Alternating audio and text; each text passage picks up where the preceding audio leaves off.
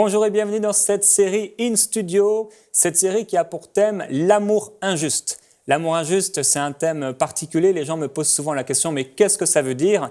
Et c'est ce à quoi je vais répondre pendant ces 5 émissions, ces 5 vidéos In Studio sur l'amour injuste. Et avant ça, je vous propose de regarder cette petite vidéo de présentation de mon livre L'amour injuste.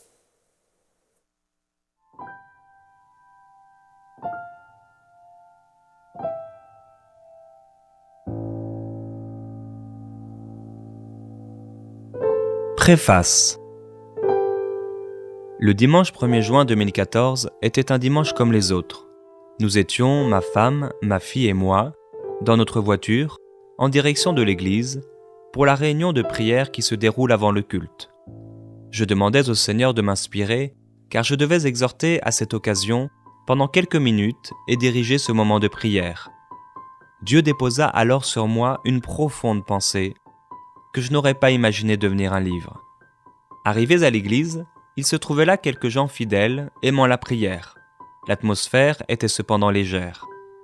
La pensée que Dieu avait placée en moi surgit de mon esprit. Pourquoi les enfants de Dieu sont-ils si injustes envers Dieu? Pourquoi sont-ils si partagés entre l'amour du monde et l'amour pour Dieu? Faut-il que Jésus revienne mourir une seconde fois, comme s'il n'avait pas assez prouvé son amour, afin que son Église lui donne la place qui lui convient? Je n'avais jamais mis de mots sur certaines choses que j'avais longtemps constatées autour de moi et que j'avais parfois vues dans ma propre vie. Mais ce matin-là, tout s'éclaircissait. Après la réunion de prière, en me dirigeant vers la salle principale, je dis à ma femme « Je crois que Dieu veut que j'écrive un livre intitulé « L'amour injuste ». Et c'est ce livre que je vais vous lire maintenant. Un livre prophétique pour l'Église. Nous sommes dans les derniers jours et beaucoup pensent que l'Église va bien. Or, l'Église va de plus en plus mal, les croyants deviennent de plus en plus tièdes et l'amour du plus grand nombre s'est refroidi. Nous verrons de plus en plus se creuser un énorme fossé entre ceux qui servent réellement Dieu et ceux qui ne le servent pas, entre ceux qui recherchent à vivre une vie agréable à Dieu et ceux qui vivent pour eux-mêmes, entre ceux qui aiment Dieu et ceux qui aiment leur plaisir plus que Dieu. Le contenu de ce livre est une révélation. J'ai parfois pleuré en l'écrivant, ressentant le cœur et l'appel de Dieu pour son peuple, pour vous. L'Église a toujours pensé que Dieu était si fort qu'il ne pouvait pas pleurer, qu'il était sans émotion. Mais son cœur est déchiré lorsque son peuple le trahit, l'abandonne ou l'accuse. Son cœur est déchiré. L'homme est injuste envers lui depuis la nuit des temps. Jésus a été méprisé et abandonné des hommes, homme de douleur et habitué à la souffrance. Semblable à celui dont on détourne le visage, nous n'avons fait de lui aucun cas. Combien de fois avons-nous abandonné Dieu? Combien de fois l'avons-nous délaissé pour des choses futiles? Combien de fois l'avons-nous fait passer en deuxième dans nos vies? Nous nous levons et partons au travail, sans vivre dans son intimité. Vous savez, Dieu revient chercher une épouse amoureuse et assoiffée de sa présence. Dieu cherche un peuple qui l'aime sans rien attendre en retour. Et en tout temps, quoi qu'il advienne demain, un peuple profondément enraciné dans son amour, lorsqu'il comprend et lorsqu'il ne comprend pas. C'est dans nos épreuves, dans nos déserts, mais aussi quand tout va bien, que nous lui démontrerons notre amour. La vie sur cette terre est semblable à des fiançailles. Serons-nous prêts pour le mariage? Dieu nous dit dans le livre d'Osée, au chapitre 2 et au verset 14, « C'est pourquoi voici, je veux l'attirer et la conduire au désert, et je parlerai à son cœur. » C'est l'appel que Dieu vous fait par ce livre, et je crois qu'en le lisant, vous découvrirez une dimension d'amour et de relation avec le Seigneur à laquelle vous n'avez jamais peut-être pensé. Dieu va vous toucher par son esprit glorieux dans son onction. Alors, êtes-vous prêts pour cette expérience unique? Commandez dès maintenant le nouveau livre du pasteur Jérémy Sourdril sur www.amourinjuste.com. Dans cette série In Studio, je vais vous partager quelques pensées de ce livre L'amour injuste. Et c'est vraiment le désir du cœur de Dieu que vous puissiez l'aimer passionnément. Et c'est d'ailleurs le plus grand de tous les commandements. Tu aimeras le Seigneur ton Dieu de tout ton cœur, de toute ton âme et de toute ta pensée. Dieu nous appelle à un amour authentique, un amour profond. Et parfois, effectivement, comme je l'ai partagé dans cette vidéo, on a l'impression que parce que Dieu est puissant, parce que Dieu est grand, parce que Dieu est éternel, il n'éprouve aucun sentiment. Or, Dieu éprouve des sentiments qui sont très très forts, très puissants, parce que Dieu lui-même est amour. Et certainement, si vous avez des enfants ou si vous aimez quelqu'un, vous savez ça fait quoi d'aimer quelqu'un. Vous savez ça fait quoi d'avoir des sentiments envers une personne. Vous savez ça fait quoi d'être trahi peut-être ou d'être abandonné ou d'être accusé. Mais le premier qui a été accusé, le premier qui a été abandonné, le premier qui a été trahi, ce n'est pas vous, ce n'est pas moi, ce n'est même pas certaines personnes dont on peut entendre l'histoire dans la parole de Dieu, mais c'est bien Dieu le premier à avoir été lâchement parfois accusé, abandonné ou trahi. Dieu a des sentiments. Dieu peut être attristé, Dieu peut pleurer. Dieu peut aussi parfois se mettre en colère, Dieu peut avoir de la peine, Dieu peut être triste. Et c'est ce que nous verrons à travers cette série. Dieu peut se sentir parfois abandonné. Et certainement, si vous avez des enfants, vous les aimez. Vous êtes touchés quand ils pleurent, vous êtes touchés quand ils sont heureux, et vous n'êtes pas sans émotion devant vos enfants. Quand on lit un peu l'histoire de la Genèse, on peut réaliser que Dieu est quelqu'un qui a créé les choses. Il crée, il fait les choses. Et on peut peut-être se dire, quand on lit ça, le livre de la Genèse au chapitre 1 et les premiers chapitres, on a comme l'impression que Dieu est impassible, qu'il est impassible, qu'il n'éprouve aucune émotion quand il a créé la terre. Et pourtant, il avait plein d'émotions, bien sûr. Il a créé toutes choses par son amour. Dieu est un donneur. Et en tant que parent, la maman qui tient l'enfant dans son ventre, elle prépare déjà tout à l'avance pour que cet enfant puisse naître, venir dans un environnement qui est sain, dans un bon environnement. Et souvent, le papa va repeindre la chambre, on prépare tout ce qu'il faut. Ça, c'est un sujet de joie pour toute la famille. Pourtant, cet enfant n'est pas encore né. Le bébé, personne ne sait s'il est beau, s'il est plutôt gros, plutôt mince. Mais il fait déjà la joie de ses parents. Quand Dieu a créé l'homme, il était rempli de joie. Quand il a créé les anges, quand il a créé Lucifer, le cœur de Dieu était rempli de joie. Et ces sentiments que vous pouvez rencontrer, que vous pouvez expérimenter, que vous pouvez ressentir, les choses qu'on peut vivre par rapport à nos enfants et cet enfant qui doit naître, l'amour qu'on peut avoir pour une femme, par exemple, ou pour une femme pour un homme, une femme pour un homme, ça ne vient pas du royaume de Satan. L'amour qu'on peut avoir, les sentiments qu'on peut avoir envers quelqu'un, ça ne vient pas de diable, mais ça vient vraiment de notre Père. Alors, on peut imaginer comment Dieu nous aime, les sentiments qui sont en Dieu. Et si on peut aimer en tant qu'homme, et on sait que Dieu peut aimer en tant que Dieu, imaginez l'intensité de ses émotions et aussi parfois l'intensité de sa tristesse qu'il peut ressentir quand on le trahit par notre vie, quand on l'abandonne ou encore quand on l'accuse injustement. Quand Dieu a créé la femme, je vous rappelle qu'il avait créé les animaux par couple. Mais étonnamment, il a créé l'homme tout seul. Il n'a pas créé l'homme et la femme. Et il a fait venir les couples vers Adam pour qu'il puisse les nommer. On peut se poser la question, mais pourquoi Dieu a créé seulement un homme? Je crois que Dieu voulait avoir un vis-à-vis. Je crois que Dieu voulait être en communion avec quelqu'un, qu'il n'a pas trouvé bien sûr dans les animaux de quoi être en communion, avec la nature de quoi être en communion, mais avec l'homme, il y avait une communion, il y avait une proximité, il y avait une intimité avec cet être si particulier. Mais ça me rappelle un peu un dessin animé, vous savez, il y a une sorcière qui est là dans un château et il y a une belle princesse qui est tout en haut du donjon et la sorcière la tient captive, enfermée pour qu'elle soit à son service. Je ne sais pas si vous avez regardé ce genre de dessin animé, mais Dieu n'est pas comme ça. Dieu n'a pas voulu juste un homme pour lui, mais dans son amour extrême, il a créé une femme qui ne soit pas seulement comme l'homme, mais une femme qui vienne de l'homme. Ça veut dire que non seulement il y avait la nature de Dieu en elle, mais il y avait la nature de l'homme. Dieu savait qu'en créant la femme, quelqu'un qui soit le vis-à-vis de l'homme, quelqu'un qui sortirait de l'homme, les sentiments de l'homme qui étaient jusque-là seulement pour Dieu allaient maintenant être partagés entre Dieu et la créature. Et c'est ce que nous pouvons voir dans la vie, et c'est ce que dira l'apôtre Paul. La femme qui est mariée s'intéresse à plaire à son mari, et celle qui n'est pas mariée s'intéresse à plaire au Seigneur et aux choses du Seigneur. L'amour de Dieu était si intense qu'il a créé l'homme à son image, mais qu'il a créé la femme pour l'homme, Et Dieu a institué cette loi spirituelle, l'homme quittera son père et sa mère et s'attachera à une seule femme et ils deviendront une seule chair. Ils s'attachent à une femme et ils deviennent une seule chair. Et j'ai rencontré plusieurs fois des couples ou une personne qui priait à Dieu pour avoir un mari ou pour avoir une épouse. Et Dieu a répondu à cette prière et nous voyons ce couple être heureux, ce couple vraiment bénéficier de la grâce d'avoir un exaucement et de pouvoir vivre ensemble. Et petit à petit, cette personne que Dieu avait envoyée vers l'autre personne et qui forme un couple se détache et abandonne Dieu de plus en plus. Le cœur de Dieu a été tellement trahi.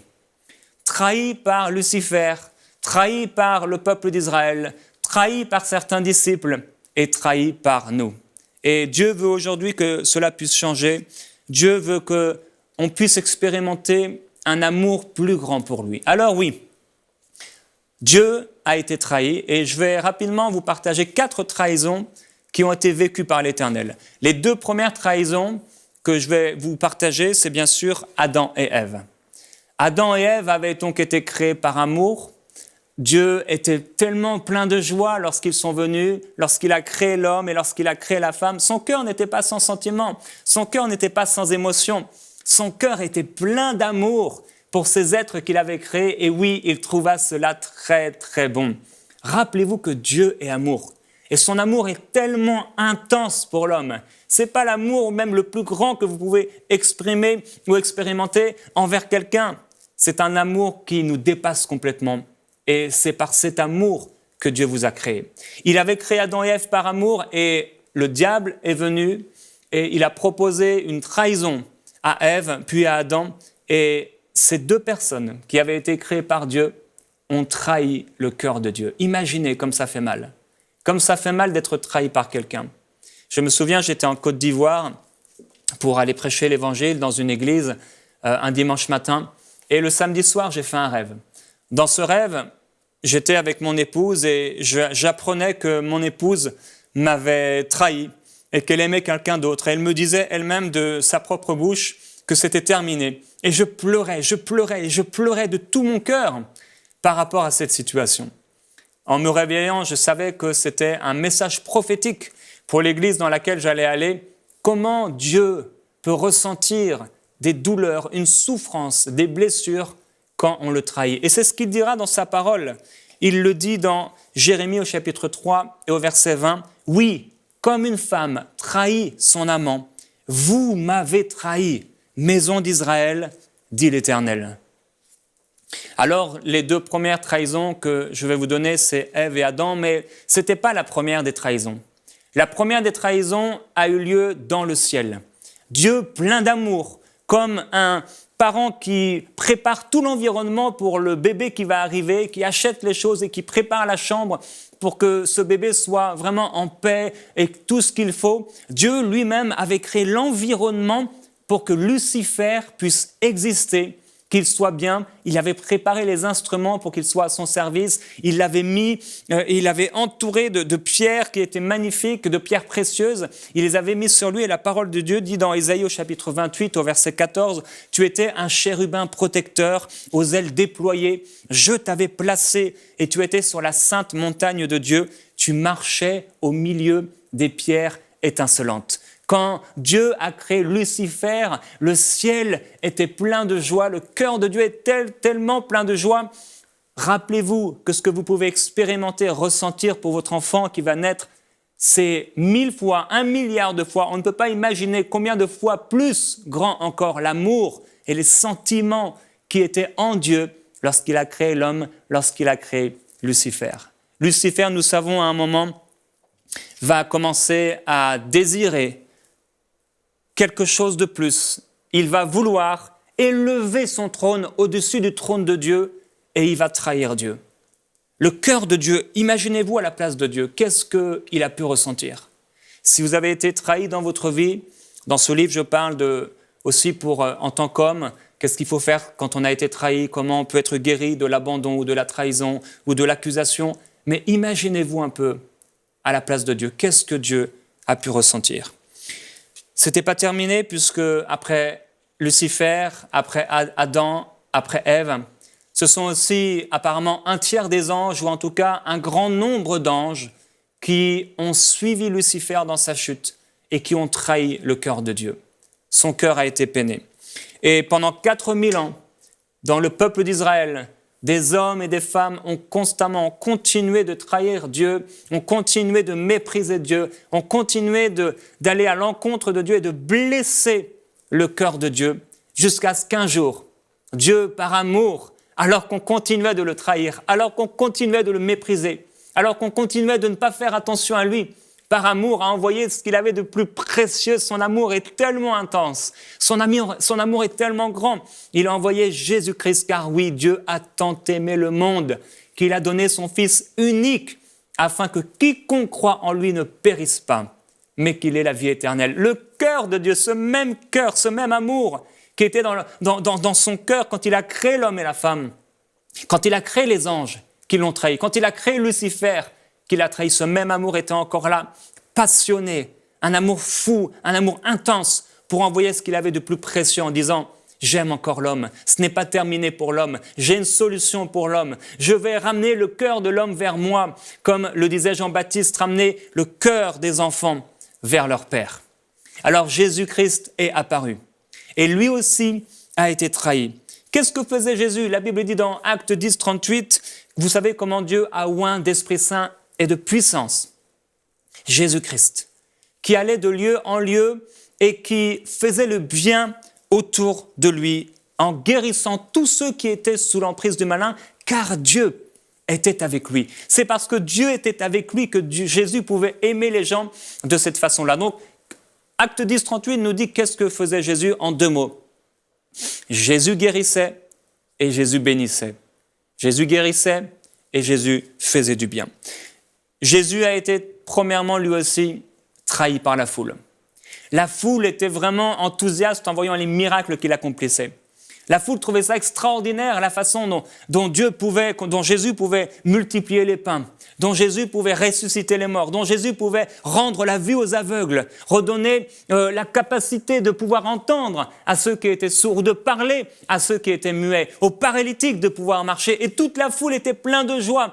Ils ont lancé leurs vêtements, ils ont lancé des feuilles et des branches comme ça en disant « Béni soit celui qui vient au nom du Seigneur ». Et pourtant, la Bible nous dit dans Matthieu chapitre 17 et au verset 22, « Le Fils de l'homme doit être trahi ou livré entre les mains des hommes ». Le verbe ici, trahi dans le grec, c'est paradidomie, et c'est le même terme qui est utilisé pour la trahison de Judas ou pour quelques trahisons.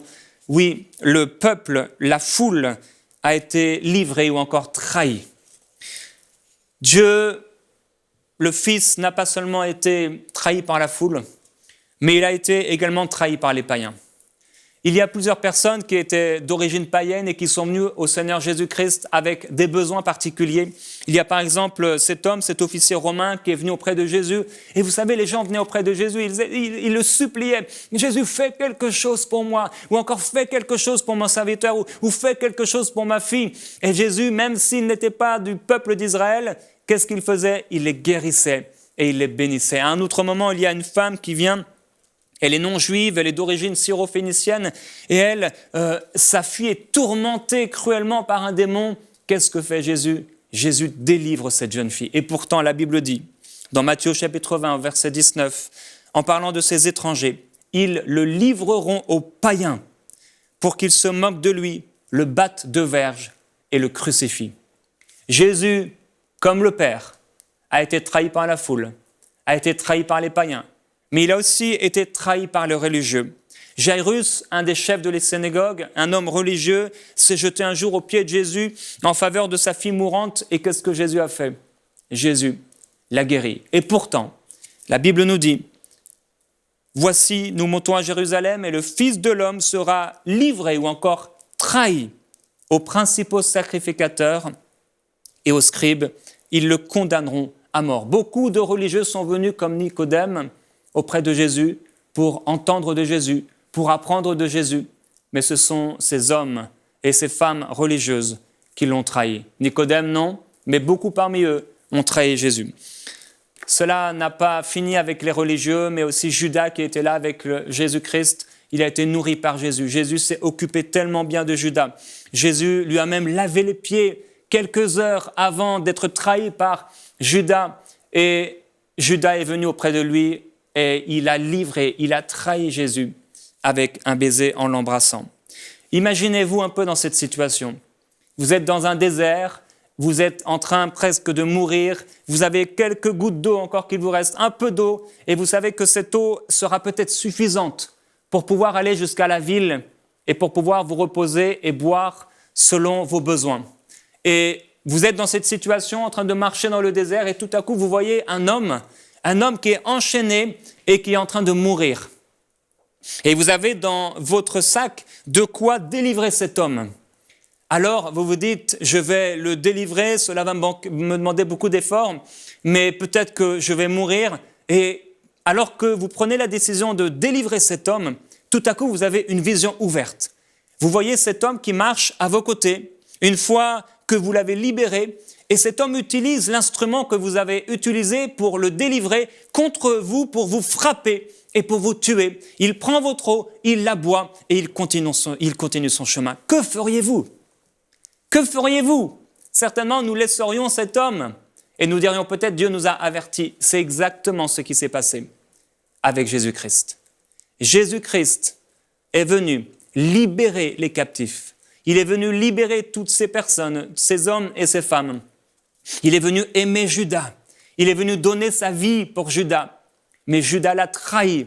Et avec l'amour que Jésus l'a aimé, il a embrassé ce même Jésus-Christ pour le trahir. Imaginez un peu qu'est-ce que Dieu a pu ressentir. Oui, Judas a trahi Jésus-Christ. Il n'y a pas eu que Judas parmi les disciples. Nous savons que tous l'ont abandonné, mais Pierre lui-même l'a trahi par 3 fois. Il avait dit « Je suis prêt à faire tout pour toi ». Et pourtant, Jésus lui a dit « Non, je te le dis, en vérité, avant que le coq ne chante, tu m'auras déjà trahi 3 fois ». Frères et sœurs, dans nos vies, posons-nous la question, avons-nous trahi Jésus-Christ ? L'apôtre Paul pouvait dire « N'oublie pas, souviens-toi de Jésus-Christ ». Avons-nous par nos vies trahi Jésus-Christ ? Avons-nous dans nos vies trahi le Père qui nous aime ? C'est une question qu'il faut se poser. De la même façon que le Père a été trahi, de la même façon que le Fils a été trahi, quand le Père a été trahi, quand le Fils a été trahi, c'est l'Esprit du Père qui a été trahi, c'est l'Esprit de Jésus qui a été trahi, c'est le Saint-Esprit qui a été trahi. Alors oui, vous avez aussi peut-être été trahi, et dans ce livre, je partage quelques expériences pour vous aider. Dieu a donc premièrement été trahi. Mais Dieu n'a pas seulement été trahi, Dieu a également été abandonné. Et la prochaine session, je vous parlerai de ce Dieu abandonné, mais déjà dès maintenant, je vais introduire un peu ce thème de Dieu abandonné. Le prophète Jérémie a reçu une révélation incroyable. Cette révélation nous est partagée dans tout son livre, le livre du prophète Jérémie, un Dieu abandonné. Et dans Jérémie, dès le 2e chapitre et même le 1er, nous pouvons lire au verset 2, l'appel de Dieu qui parle à son prophète et qui dit « Va et crie aux oreilles des gens de Jérusalem. Ainsi parle l'Éternel. Je me souviens de ton amour de jeune fille, lorsque tu étais jeune, de ton affection de fiancée, quand tu me suivais au désert dans une terre inculte. Israël m'était consacré. Quelle injustice vos pères ont-ils trouvé en moi pour s'éloigner de moi et pour s'attacher à des choses de néant. » Le cœur de Dieu se pose la question, quelle injustice, quelle faute ai-je pu faire pour que les hommes que j'ai aimés puissent s'éloigner de moi ? Le cœur de Dieu se questionne, le cœur de Dieu se pose des questions quand il nous a tellement aimés, quand il nous a tout donné, quand il a envoyé ce qu'il avait de plus précieux et quand il a pardonné nos péchés. Et nous continuons à le trahir, nous continuons à l'abandonner. Et cela fait lever un cri dans son cœur. Et c'est de ce même cri que criait le prophète Jérémie. Ce n'était pas un cri de méchanceté, ce n'était pas un cri de vengeance, ce n'était pas un cri pour faire du mal. Même si le prophète Jérémie ou les prophètes de l'Ancien Testament ou même le prophète Jean-Baptiste, quand on pense à lui, on peut imaginer avec sa peau de bête sur lui, on peut imaginer qu'il était là comme le possédé de Gadara, mais il n'était pas animé d'un mauvais esprit. Il n'était pas animé de colère et de vengeance. Quand Nicodème est venu à Jésus de nuit, Jésus n'était pas là avec une pierre pour frapper Nicodème, le religieux méchant, mais partout il était avec un amour extraordinaire. Alors Dieu est en train de crier. Et cette révélation de l'amour de Dieu, elle traverse toutes les alliances. Dieu qui veut pardonner, Dieu qui veut justifier, Dieu qui veut oublier les péchés. L'histoire du livre du prophète Jérémie, c'est l'histoire d'un peuple qui a été idolâtre, un peuple qui a abandonné Dieu. Le ministère prophétique, c'est un ministère particulier qui n'est pas très bien compris. Aujourd'hui, on imagine qu'un prophète, c'est celui qui va proclamer des choses sur la destinée des gens en disant « Demain, tu deviendras riche. Demain, tu vas épouser telle personne. Demain, Dieu va te donner ce travail. » Mais c'est beaucoup plus grand que ça. Et dans l'Ancien Testament, nous découvrons des prophètes. Et le prophète, c'était un ministère tellement particulier. C'est un ministère encore aujourd'hui qui est difficile à porter. Dieu vient comme télécharger ses sentiments dans le cœur du prophète. Il vient lui partager ses sentiments, il vient lui partager ses déceptions, il vient lui partager son cœur et parfois même ses blessures, mais il lui partage par-dessus tout son amour intense pour les gens. Jusqu'à ce que le prophète, et nous pouvons voir le prophète Jérémie qui parfois, oui, demandait vengeance, il réclamait justice. Parfois, les prophètes pouvaient dire « Seigneur, ne pardonne pas leurs péchés ». Mais Dieu continue à travailler dans leur cœur jusqu'à ce qu'ils puissent avoir le même amour que Dieu avait. Et si ces hommes ont pu parler de la part de Dieu, c'est parce que Dieu avait immergé, Dieu avait téléchargé son amour en eux. Et c'est pourquoi, par le Saint-Esprit, Dieu a répandu son amour dans nos cœurs. Quand Dieu a demandé au prophète Jérémie de crier, ce n'était pas un cri de colère, ce n'est pas un cri de vengeance, c'était un cri d'amour. Lorsque Jean-Baptiste parlait dans le désert, Dieu l'avait baptisé d'amour. Et quand il appelait les gens à la repentance et qu'il disait « Repentez-vous car le royaume des cieux est proche », quand il appelait les gens à accomplir des choses qui sont justes, ce n'était pas par méchanceté, ce n'était pas par dureté, mais c'était par amour que Jean-Baptiste parlait de la part de Dieu parce qu'il avait été baptisé d'un baptême d'amour. La correction de Dieu, parfois, ça paraît faire mal. Parfois, on peut être triste pour un temps. Mais une fois que cette correction a été acceptée, une fois que nous disons à Dieu « Oui, c'est vrai, je t'ai trahi. Oui, c'est vrai, je t'ai abandonné. » Une fois que nous accueillons la vérité de la parole de Dieu et que nous nous repentons auprès de lui, cette correction qui au premier abord a l'air d'être un sujet de tristesse va devenir un sujet de joie, un sujet de gloire. Et je crois qu'en suivant cette série, frères et sœurs, si vous avez soif d'aimer Dieu, si vous voulez plus pour Dieu, et il y a tellement de sujets, il y a tellement de thèmes qui sont développés, et le fait d'aimer Dieu, ça n'intéresse pas beaucoup les gens, mais je veux vous encourager. Continuez à suivre cette série et certainement Dieu va vous toucher d'une façon particulière. Vous allez vous repentir de plusieurs choses et Dieu va commencer à déverser son amour en vous et sur vous et vous allez expérimenter une onction nouvelle, une dimension nouvelle dans votre communion avec le Seigneur. Demain, je parlerai de ce Dieu abandonné et je vous dis donc à demain dans In Studio.